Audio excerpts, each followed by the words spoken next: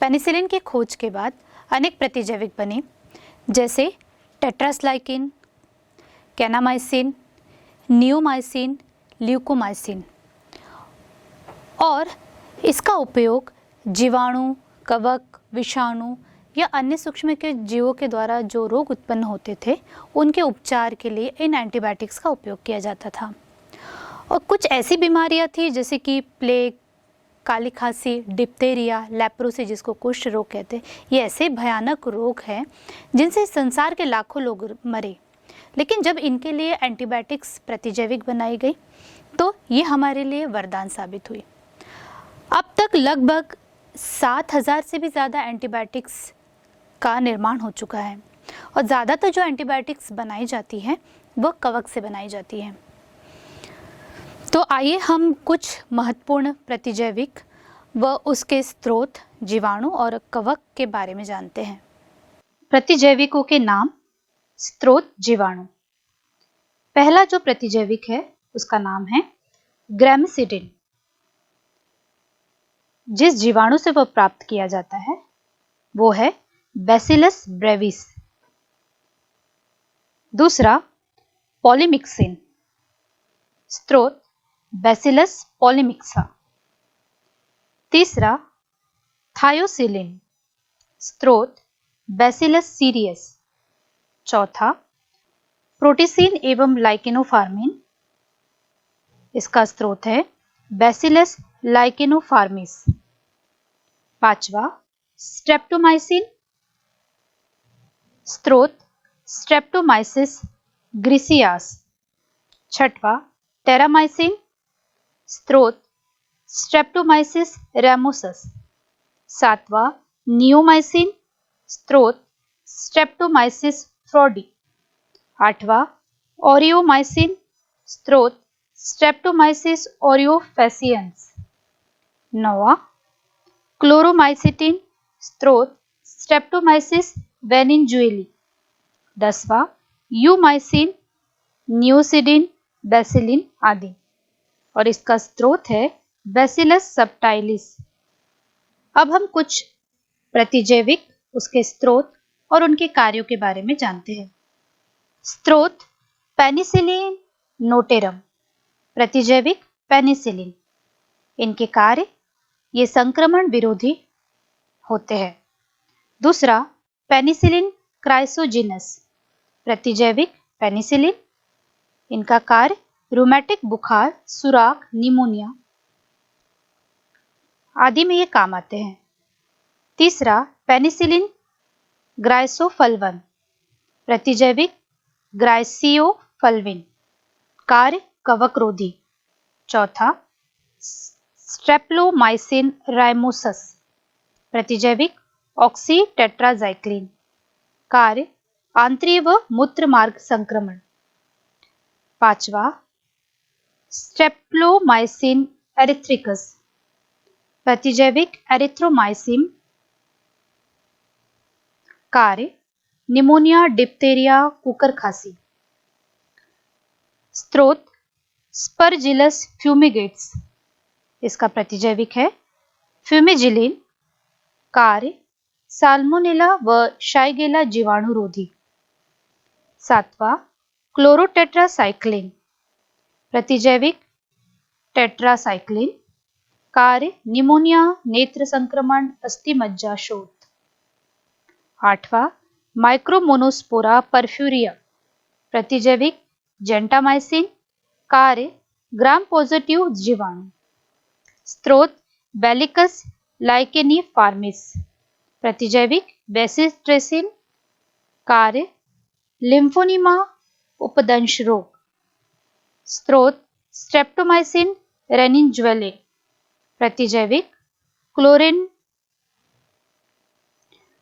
क्लोरेमकैनिकॉल, Chloromycetin, मूत्रमार्ग में जीवाणु संक्रमण, कुकर खांसी व निमोनिया। ये सूक्ष्म जीव का उपयोग रसायन, एंजाइम्स और अन्य जैव सक्रिय अणु के उत्पादन में भी किया जाता है। तो जैव सक्रिय अणु क्या है? जैव सक्रिय अणु वे कार्बनिक होते हैं जो औद्योगिक स्तर पर अनेक सूक्ष्म जीवों के द्वारा उत्पादित किए जाते हैं जो हमारे लिए बहुत ही लाभदायक होते हैं। अब इथेनॉल का उत्पादन ईस्ट के द्वारा सैकेरोमाइसिस सेरेविसी के द्वारा किया जाता है और ये हम जान चुके हैं। आइए हम कुछ कार्बनिक अम्ल, सूक्ष्म जीवों के द्वारा उत्पादित कार्बनिक अम्ल और उसके उपयोग के बारे में जानते हैं। आइए जानते हैं सूक्ष्म जीवों द्वारा उत्पादित प्रमुख कार्बनिक अम्ल के बारे में। पहला कार्बनिक अम्ल है सिट्रिक अम्ल। जिस सूक्ष्म जीव से इसे प्राप्त किया जाता है वह है एस्परजिलस नाइजर। उपयोग रंगाई व परिरक्षक के रूप में। दूसरा कार्बनिक अम्ल एसिटिक अम्ल, जिसे एसिटोबैक्टर एसिटाई सूक्ष्म जीव से प्राप्त किया जाता है और इसका उपयोग सिरका बनाने में होता है। तीसरा कार्बनिक अम्ल ब्यूटारिक अम्ल, सूक्ष्म जीव क्लोस्ट्रीडियम ब्यूटालिकम। इसका उपयोग खाद्य पदार्थों के परीक्षण में। चौथा कार्बनिक अम्ल लैक्टिक अम्ल, सूक्ष्म जीव लैक्टोबैसिलस बुल्गारिस। इसका उपयोग दुग्ध प्रोटीन का स्कंदन, खाद्य संरक्षण में किया जाता है। पांचवा ऑक्जेलिक अम्ल, सूक्ष्म जीव एस्परजिलस नाइजर। इसका उपयोग लकड़ी की ब्लीच में मार्बल को चमकाने में किया जाता है। ऐसे ही सूक्ष्म जीवों के साथ कुछ एंजाइम्स बनाए जाते हैं और उनका उपयोग किया जाता है, जैसे कि लाइपेज एंजाइम। अब लाइपेज एक वसापाचक एंजाइम है। इसका उपयोग डिटर्जेंट और साबुन में से डाला जाता है इस लाइपेज एंजाइम को, ताकि जैसे कपड़ों में दाग लग जाते हैं उन दाग धब्बों को हटाने के लिए ये लाइपेज एंजाइम काम करता है। तो ये लाइपेज एंजाइम भी किससे प्राप्त हो रहा है? सूक्ष्म जीव से प्राप्त हो रहा है।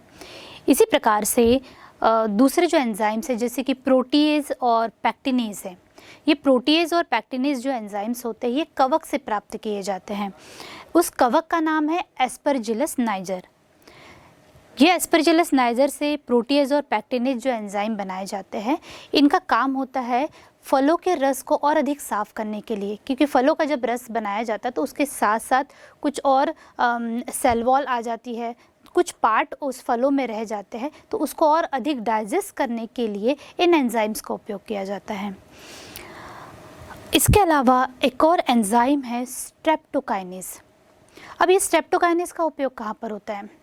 जैसे मान लिया जाए किसी व्यक्ति को हार्ट अटैक आ जाता है, तो जब हार्ट अटैक आता है तो डॉक्टर उसे स्ट्रेप्टोकाइनेज देता है। क्यों?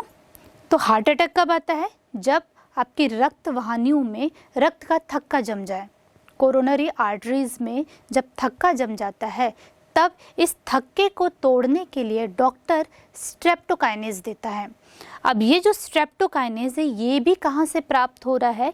ये भी एक कवक से प्राप्त, एक जीवाणु से प्राप्त हो रहा है जिसका नाम है स्ट्रेप्टोकोकस जीवाणु। ठीक है, तो इस थक्के को तोड़ने की जो प्रोसेस होती है इसे हम थक्का स्फोटन कहते हैं या इसे क्लॉट बस्टर कहा जाता है। तो क्लॉट बस्टर के रूप में हम क्या दे रहे हैं? स्ट्रेप्टोकाइनेज दे रहे हैं। इसी प्रकार से इन सूक्ष्म जीव की सहायता से कुछ जैव सक्रिय अणु जैसे कि साइक्लोस्पोरिन ए, इनका उत्पादन किया जाता है।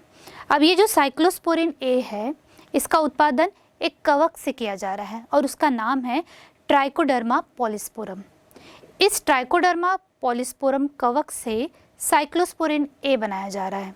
अब ये साइक्लोस्पोरिन ए का उपयोग कहाँ होता है? जैसे कि किसी व्यक्ति के कोई अंग खराब हो जाए, मान लिया जाए किसी व्यक्ति की किडनी खराब हो गई, तो जब कोई डोनर उसे अपनी किडनी देता है तब हम उसे अंग प्रत्यारोपण कहते हैं। तो जब अंग प्रत्यारोपण होता है तो उस रोगी व्यक्ति का शरीर जो नई किडनी लगाई जाती है उसे रिजेक्ट ना करे, उससे अस्वीकार ना करे, इसलिए क्या किया जाता है? उस रोगी व्यक्ति को प्रतिरक्षा निरोधक कारक के रूप में ये साइक्लोस्पोरिन ए जैव सक्रिय अणु दिया जाता है, ताकि उसका शरीर जो है उस नई किडनी को रिजेक्ट ना करे। इसी प्रकार से हमारे शरीर में जब कोलेस्ट्रॉल का लेवल बढ़ जाता है, किसी व्यक्ति में जब कोलेस्ट्रॉल का लेवल बढ़ जाता है, तो उस कोलेस्ट्रॉल के लेवल को कम करने के लिए एक रसायन स्टेनिन दिया जाता है। अब ये जो स्टेनिन है ये भी कहाँ से प्राप्त किया जा रहा है? ये स्टेनिन भी कवक से प्राप्त किया जा रहा है और उस कवक का नाम है मोनास्कस परप्यूटियस।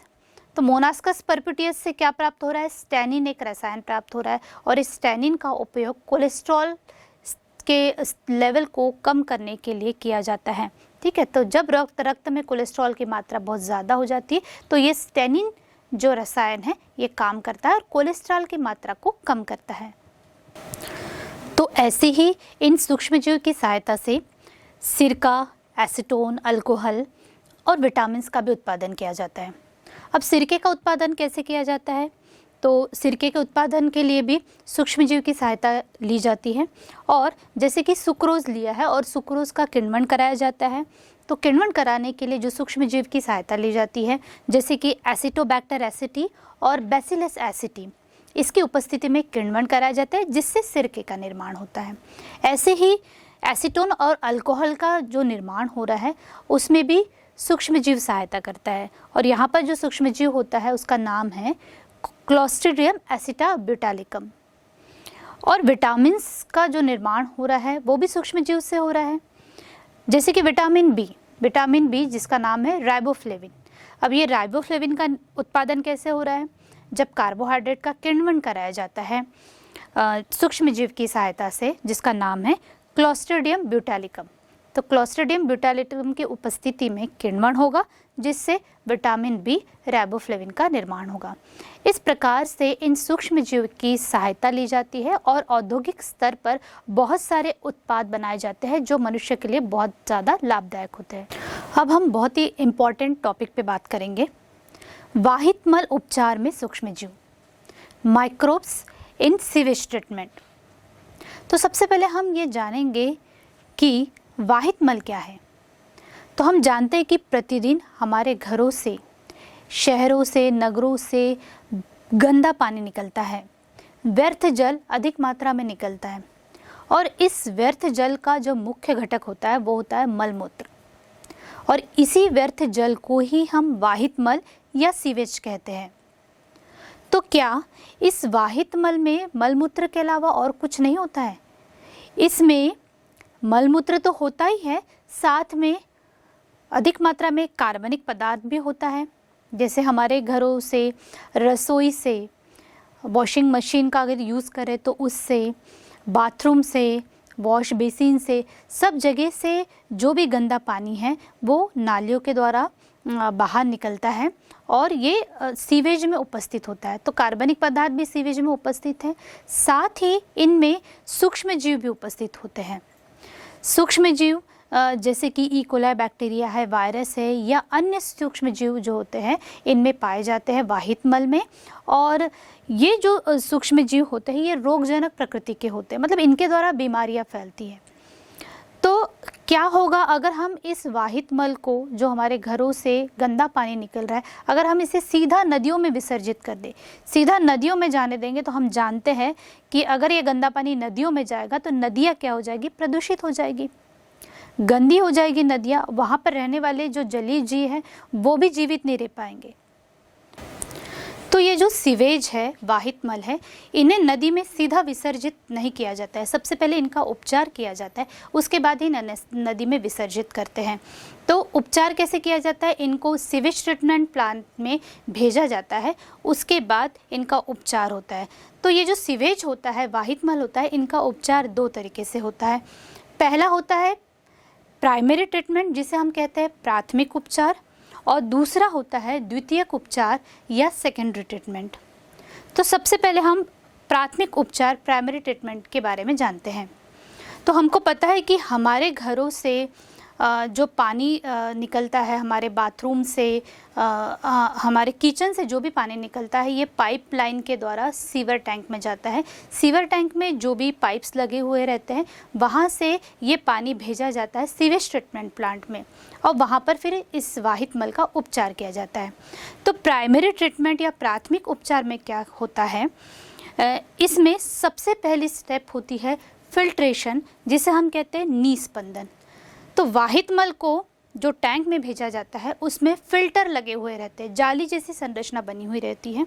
इस जाली से क्या होता है, जो भी बड़ा बड़ा कचरा है वो वहीं पर रुक जाता है और बाकी जो बचा हुआ कचरा रहता है वो आगे दूसरे टैंक में भेजा जाता है। तो यहाँ पर आप एक संरचना देख रहे हैं जिसमें जाली बनी हुई है, ठीक है। इस जाली के द्वारा क्या होगा, वाहित मल में जो भी बड़ी बड़ी चीज़ें हैं जैसे कि बॉटल है, कैन है, प्लास्टिक है, ये वहीं पर रुक जाएंगे।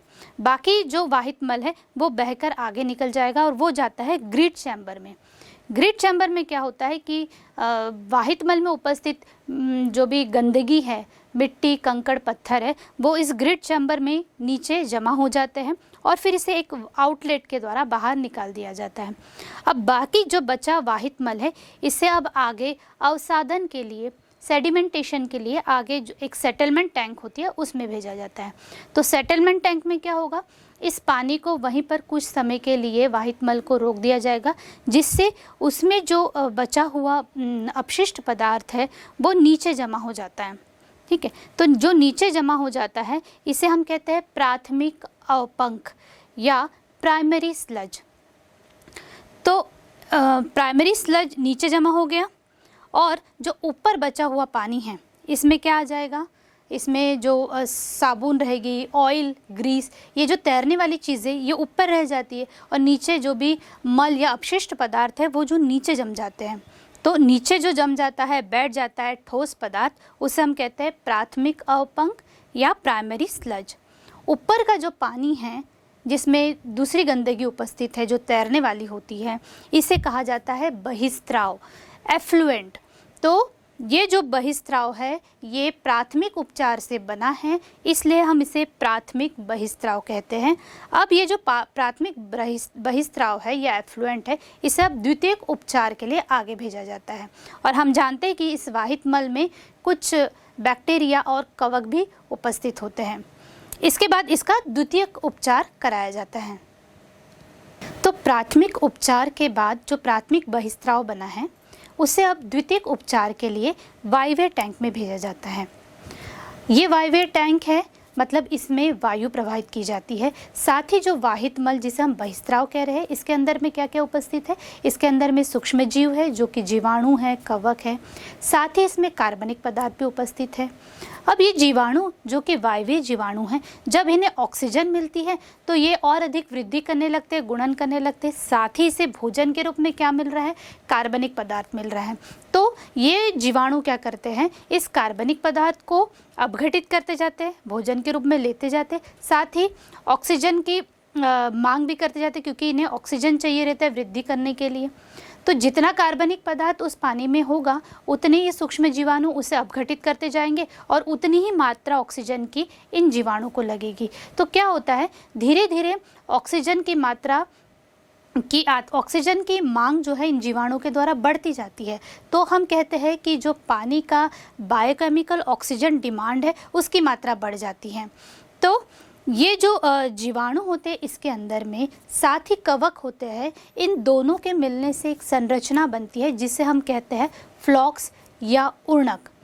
तो कवक में जो तंतु होते हैं ये तंतु इन जीवाणु के ग्रुप के बीच में आ जाते हैं और इनसे जो संरचना का निर्माण होता है उसी को हम उर्णक कहते हैं। तो ये क्या कर रहे हैं, उर्णक ये ऑर्गेनिक मैटर को, कार्बनिक पदार्थ को खाते जा रहे हैं, ऑक्सीजन का यूज़ करते जा रहे हैं।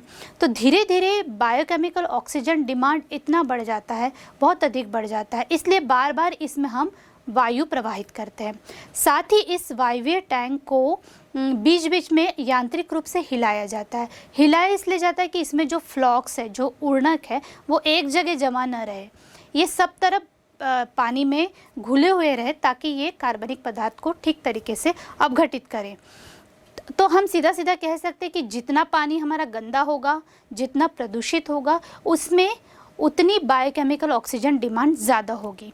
तो बायोकेमिकल ऑक्सीजन डिमांड क्या है, तो बायोकेमिकल ऑक्सीजन डिमांड को हम ऐसे समझते हैं, मान लिया जाए 1 लीटर पानी लिया, 1 लीटर पानी में कुछ कुछ कार्बनिक पदार्थ हैं। इस कार्बनिक पदार्थ को अपघटित करने के लिए उसमें कुछ सूक्ष्म जीव हैं। तो इन सूक्ष्म जीवों को कार्बनिक पदार्थ को अपघटित करने के लिए जितने ऑक्सीजन की आवश्यकता होगी वो कहलाएगी बायोकेमिकल ऑक्सीजन डिमांड। तो इसलिए इस वायवीय टैंक में क्या किया जाता है, बीच बीच में चेक किया जाता है बीओडी कितना है। तो बीओडी अगर ज़्यादा है मतलब पानी अभी भी प्रदूषित है, और धीरे धीरे बीच बीच में जब चेक किया जाता है तो जब बीओडी कम हो जाता है तब समझा जाता है कि जो कार्बनिक पदार्थ है वो काफ़ी हद तक अपघटित हो चुके हैं, मतलब पानी हमारा काफ़ी साफ़ हो चुका है। तो पानी जब साफ़ हो जाता है मतलब कार्बनिक पदार्थों की मात्रा कम हो जाती है, बीओडी की मात्रा भी कम हो जाती है, फिर इसे आगे उपचार के लिए भेजा जाता है। अब इसे भेजा जाता है सेटलिंग टैंक में। तो अब जो बहिस्त्राव है इसे सेटलिंग टैंक में जब लाया जाता है तो सेटलिंग टैंक है मतलब इसमें जो भी फ्लॉक्स है, उर्णक है, वो क्या हो जाते हैं, नीचे बैठ जाते हैं। अवसादन हो रहा है, अवसाद के रूप में ये नीचे बैठ गए हैं। तो ये जो अवसाद होता है इसे कहा जाता है सक्रिय अवयव। सक्रिय अवयव या इसे कहते हैं एक्टिव स्लज। तो एक्टिव स्लज की थोड़ी सी मात्रा, क्योंकि इसमें अभी भी एरोबिक बैक्टीरिया है, वायवीय जीवाणु हैं, तो इस एक्टिव स्लज की थोड़ी सी मात्रा फिर से निवेश द्रव के रूप में वायवीय टैंक में भेजी जाती है। अब इसे निवेश द्रव के रूप में वायवीय टैंक में क्यों भेज रहे हैं? जैसे कि हमने देखा था कि दही बनाने के लिए हम दूध में थोड़ा सा दही निवेश द्रव के रूप में डालते हैं, वैसे यहाँ पर हम क्या कर रहे हैं, सेटलिंग टैंक में जो सक्रिय अवयव है उसकी थोड़ी सी मात्रा हम वायवीय टैंक में डाल रहे हैं, क्योंकि हमें इस वायवीय जीवाणु की आवश्यकता है, हमें फिर से वाहित मल का उपचार के लिए उसकी आवश्यकता होगी, इसलिए इनको फिर से वायवीय टैंक में भेजा जाता है। अब सक्रिय अवयव जब पूरी तरीके से नीचे आ जाते हैं, सेटल हो जाते हैं, फिर इस सक्रिय अवयव को आगे एक बड़े टैंक में भेजा जाता है, और ये जो बड़ा टैंक होता है इसका नाम होता है अवायवीय अवयव संपाचक, जिसे हम इंग्लिश में कहते हैं एनारोबिक स्लज डाइजेस्टर। क्योंकि इसमें इसका अवायवीय नाम है तो आप समझ गए होंगे कि इसमें जो जीवाणु उपस्थित है या इसमें जो जीवाणु वृद्धि करते हैं वो अवायवीय होते हैं, वो अवायवीय श्वसन करते हैं। तो अवायवीय श्वसन करेंगे तो जो वायवीय श्वसन करने वाले जीवाणु हैं वो तो जीवित नहीं रह सकते। तो अवायवीय जीवाणु क्या करते हैं, इन फ्लॉक्स को डाइजेस्ट कर देते हैं, इन्हें अपघटित कर देते हैं, इन्हें पूरी तरीके से डाइजेस्ट करके फिर इनको अपघटित करते हैं, और इनसे जो गैस का निर्माण होता है वो होती है बायोगैस। तो एनारोबिक बैक्टीरिया के द्वारा, अवायवीय जीवाणु के द्वारा फ्लॉक्स को डाइजेस्ट किया गया, इसलिए इससे एक गैस का निर्माण हुआ जिसे हम बायोगैस कहते हैं। और बायोगैस में हम जानते हैं कि methane, carbon dioxide, hydrogen sulphide ये गैस होती है। तो ये जो बायोगैस बन रही है इसका यूज़ हम ऊर्जा के रूप में करते हैं। साथ ही जो बाकी चीज़ बची है, जो बाकी पानी बचा हुआ है, जो कि द्वितीयक बहिस्त्राव कहलाता है, क्योंकि अभी द्वितीयक उपचार चल रहा है, तो ये द्वितीयक बहिस्त्राव जो होता है इस पानी को फिर आगे इसका क्लोरीनेशन किया जाता है। इस पानी में जो भी बचे हुए अपशिष्ट पदार्थ है वो और अधिक ख़त्म हो जाए, इसके लिए इसमें क्लोरीन डाला जाता है। तो पानी क्या होगा, पूरी तरीके से साफ़ हो जाएगा, और जब पानी पूरी तरीके से साफ़ हो जाता है तो फिर इस पानी को हम नदियों में विसर्जित कर देते हैं, जिससे हमारी नदियाँ प्रदूषित नहीं होती हैं। तो इस प्रकार से ये पूरा वाहित मल उपचार किया जाता है। लेकिन हमारे देश में शहरीकरण के कारण क्या हो रहा है, ये वाहित मल संयंत्र पर्याप्त मात्रा में उपलब्ध नहीं है। तो पर्याप्त मात्रा में वाहित मल संयंत्र उपलब्ध नहीं है, जिसके कारण क्या होता है, वाहित मल को अभी भी हम सीधा नदियों में विसर्जित कर देते हैं, जिससे हमारी नदियाँ जो है प्रदूषित होती जा रही है, और उनसे जल जन्य जो भी रोग है वो सब उत्पन्न हो रहे हैं। इसलिए इनका उपचार करना बहुत ज़रूरी है ताकि हम बीमारियों से दूर रहें और हमारी जो नदियाँ है वो साफ रहे। आइए बच्चों, अब हम वाहित मल संयंत्र के प्राथमिक और द्वितीयक उपचार को एक डायग्राम की सहायता से समझते हैं। तो जैसे यहाँ पर आप देख सकते हैं कि ये एक डायग्राम बना हुआ है, ये पूरा है वाहित मल संयंत्र। अब इसमें सबसे पहले हमारे घरों से जो वाहित मल गंदगी निकलती है, नालियों से जो पानी निकलता है, वो प्राथमिक उपचार के लिए जाता है। तो प्राथमिक उपचार में हम देख रहे हैं यहाँ पर जाली जैसी जो संरचना बनी हुई है, जिसके द्वारा फिल्ट्रेशन होता है, निस्पंदन होता है, तो जो मोटा कचरा है यहीं पर रुक जाता है और बाकी का जो पानी है वो आगे ग्रिड चैम्बर में आ जाता है। ग्रिड चैम्बर में क्या होता है कि ग्रिड चैम्बर में आ जाता है, बीच में जो कम्यूनिटर दिया हुआ है, इसका मतलब ये है कि जो भी कचरा है इसे बारीक पीसा जाता है इसकी सहायता से। फिर पानी ग्रिड चैम्बर में आता है, ग्रिड चैम्बर में जो भी मिट्टी पत्थर कंकड़ रहेंगे वो नीचे आ जाएंगे और उसे एक आउटलेट के द्वारा बाहर निकाल दिया जाता है। फिर ग्रिड चैम्बर में जो ऊपर का पानी होता है उसमें तेल, साबुन, ये सब चीज़ें रहती है। फिर इसे आगे भेजा जाता है सेटलिंग टैंक में। सेटलिंग टैंक में क्या होता है कि पानी में बचा हुआ अपशिष्ट पदार्थ नीचे ठोस पदार्थ के रूप में जम जाता है, जिसको हम कहते हैं अवसाद या अवसादन क्रिया कराई जाती है। और अवसादन में जो नीचे अपशिष्ट पदार्थ जम जाता है इसे कहा जाता है प्राथमिक अवपंक, और ऊपर का जो पानी है ये कहलाता है बहिस्त्राव, प्राथमिक बहिस्त्राव। फिर नीचे का जो प्राथमिक अवपंक है इसे पाइप के द्वारा बाहर ट्रीटमेंट के लिए, आगे उपचार के लिए भेजा जाता है और बाहर निकाल दिया जाता है। और जो बहिस्त्राव है फिर इसे इन पाइप के द्वारा भेजा जाता है द्वितीयक उपचार के लिए। कहाँ पर जाएगा ये बहिस्त्राव? वायवीय टैंक में। तो यहाँ से यहाँ तक का हमारा प्राथमिक उपचार हो जाता है और आगे अब होता है द्वितीयक उपचार। तो वाहित मल जब वायवीय टैंक में पहुँचता है तो वायवीय टैंक में वायवीय जीवाणु होते, कवक होते हैं जिनके द्वारा फ्लॉक्स का निर्माण होता है। और ये फ्लॉक्स क्या करते हैं? कार्बनिक पदार्थ को अपघटित करते हैं, साथ ही ऑक्सीजन का उपयोग करके ये वृद्धि करते हैं। धीरे धीरे जब कार्बनिक पदार्थ की मात्रा कम हो जाती है तो पानी का जो BOD होता है, बायोकेमिकल ऑक्सीजन डिमांड, ये भी कम हो जाती है और फिर पानी को आगे भेजा जाता है किसमें? सेटलिंग टैंक में। तो ये वायवीय टैंक में आप देख रहे हैं नीचे में एक एयर कंप्रेसर बना हुआ है, मतलब इसके द्वारा इसमें हवा भेज रहे हैं, ठीक है। तो अब पानी कहाँ चला गया? सेटलिंग टैंक में। तो सेटलिंग टैंक में ये जो फ्लॉक्स होते हैं ये नीचे जम जाते हैं और नीचे जमने के बाद ये फ्लॉक्स का जो बाकी भाग होता है, ये नीचे वाला जो भाग होता है, सेटलिंग टैंक में जाने के बाद जो नीचे फ्लॉक्स जम जाते हैं ये कहलाते हैं सक्रिय अवयव। अब इस सक्रिय अवयव की थोड़ी सी मात्रा को फिर से वायवीय टैंक में वापस भेज दिया जाता है। तो यहाँ पर आप पाइप लगे हुए हैं, ये पंप बना हुआ है, इसके द्वारा ये फिर से जाएगा निवेश द्रव के रूप में वायवीय टैंक में। क्यों भेज रहे हैं? क्योंकि हमको फिर से वायवीय जीवाणु की आवश्यकता होगी वाहित मल के उपचार के लिए, इसलिए इसे फिर से भेजा जाता है।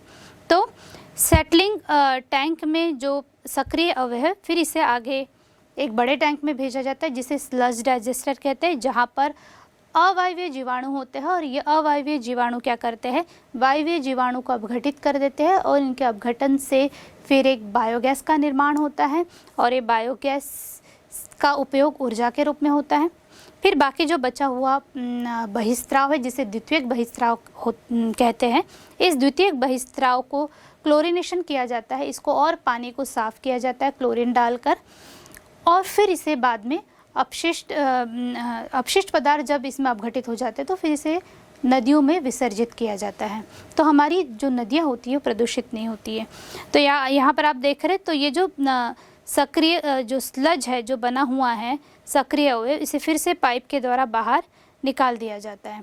तो प्राथमिक जो स्लज है, प्राथमिक अवपंक है, द्वितीयक जो अवपंक है, दोनों को आगे एक उपचार के लिए भेजा जाता है और इन पाइप के द्वारा बाहर निकाल दिया जाता है। तो इस प्रकार से पूरा वाहित मल संयंत्र कार्य करता है जिसमें प्राथमिक उपचार और द्वितीयक उपचार होता है। और अगर फिर भी पानी साफ नहीं होता तो तृतीयक उपचार के लिए भी भेजा जाता है। हम जानते हैं कि बढ़ते हुए शहरीकरण के कारण पहले की तुलना में वाहित मल की जो मात्रा है वो बहुत अधिक बढ़ गई है। इतने सारे वाहित मल उपचार के लिए हमारे पास पर्याप्त वाहित मल उपचार संयंत्र उपस्थित नहीं है, इसलिए क्या किया जाता है कि इन वाहित मल को सीधा ही नदियों में विसर्जित कर दिया जाता है, जिससे जल प्रदूषण हो रहा है, जलजन्य रोग उत्पन्न हो रहे हैं, जो हमारे लिए एक बहुत बड़ी समस्या बन गया है। तो इन जल प्रदूषण को रोकने के लिए पर्यावरण और वन मंत्रालय ने हमारे देश में कुछ योजनाएं बनाई हैं और इस योजना के तहत हम आज दो योजना की बात करेंगे। एक है गंगा एक्शन प्लान और एक है यमुना एक्शन प्लान। इस योजना के तहत एक बड़ी संख्या में नए वाहित मल संयंत्र का बनाने का प्रस्ताव जारी किया गया है। तो सबसे पहले हम बात करते हैं गंगा एक्शन प्लान की। हम जानते हैं कि हमारी गंगा मनुष्यों के क्रियाकलाप के द्वारा बहुत ज़्यादा प्रदूषित हो गई है।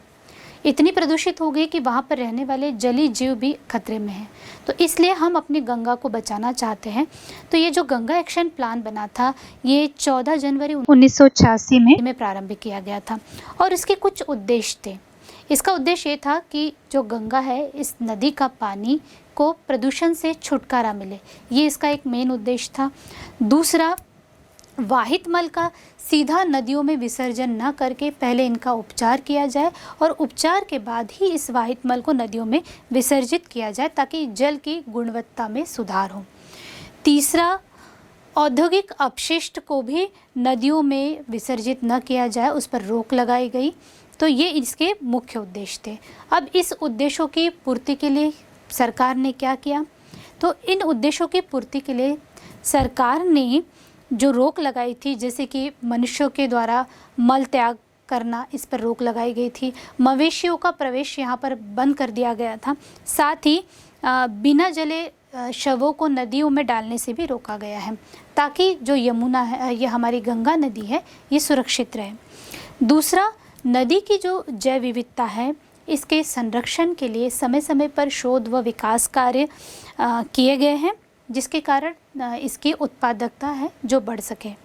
तीसरा, सीवेज ट्रीटमेंट में नई तकनीकी का विकास किया गया ताकि जो उपचार हो वाहित मल का वो और अच्छे से हो, इसलिए नई तकनीकी का विकास किया गया है। इसके साथ ही इस गंगा नदी में रहने वाले कोमल आवरण वाले कछुओं को सुरक्षित संरक्षित रखा गया है और आर्थिक स्थिति हमारी और मजबूत हो, इसके लिए ऊर्जा का उत्पादन के रूप में मीथेन का उत्पादन बहुत अधिक बढ़ाया गया है। तो ये गंगा एक्शन प्लान में किया गया। अब हम बात करते हैं यमुना एक्शन प्लान की। यमुना एक्शन प्लान ये एक द्विपक्षीय योजना है, मतलब ये भारत सरकार के साथ साथ जापान सरकार, इन दोनों के सहयोग से ये योजना पर कार्य किया जा रहा है। तो जापान के सहयोग से चल रही है और जापान ने Japanese bank of international cooperation की सहायता से हमारी आर्थिक मदद की है और इस योजना को पर्यावरण, वन मंत्रालय और भारत सरकार के द्वारा पूरा किया जाना है। अब हम जानते हैं कि दिल्ली के औद्योगिक क्षेत्र में जो यमुना है, ये सर्वाधिक प्रदूषित है क्योंकि लाखों गैलन सीवेज को बिना उपचार के इस यमुना नदी में डाल दिया जा रहा है, जो हमारे लिए एक बहुत बड़ी समस्या बन गई है। तो आज हम देखते हैं कि जो गंगा नदी है और यमुना नदी है, इनके शुद्धिकरण की एक जो मुहिम छिड़ी हुई है, ये बहुत ही ज़ोरों पर है और हम चाहेंगे कि ऐसे ही बाकी सब नदियाँ जो है ये हमारी प्रदूषित रहित रहे ताकि हम इन बीमारियों से, इन रोगों से बच सकें।